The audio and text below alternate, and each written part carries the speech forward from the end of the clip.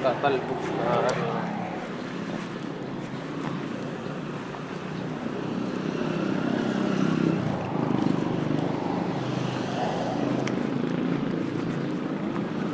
Huli ka! Kaya pala nawawalan ako ng gulay. O pala yung taga-gulay dyan. Ayun, doon ka, di ba? Di ba doon ka, boy, kumukuha, boy?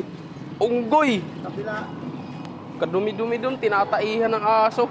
fertilizer nga yun eh. Habaan mo pagputol boy para mamulaklak agad. Kung walang ipak.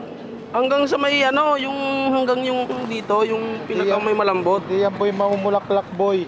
Ay, bulaklak para umano agad, sumanga agad. Tatalbot agad yan, baka maulan.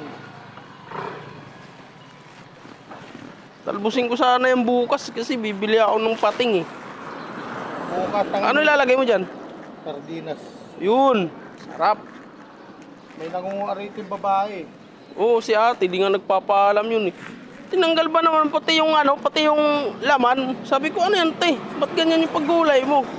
Sabi niya, ay kuya, pasensya ka na, pagkain lang po ng rabbit. Ay hindi po, ginugulay po namin yan. Yun, lumipat siya doon sa kabila. Sabi ko, hindi po ganyan paggulay te, kasi mamamatay yung kamote. 6 months ko yan inalagaan, tapos papatayin mo lang. Alam po yan, 6 months ha. Ano naman, tingnan mo naman ang ganda-ganda ng ano, gulay oh. Eh, tinalbutan ko to nung isang araw.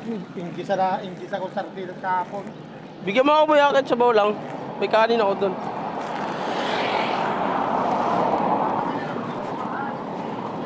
Gago, di na.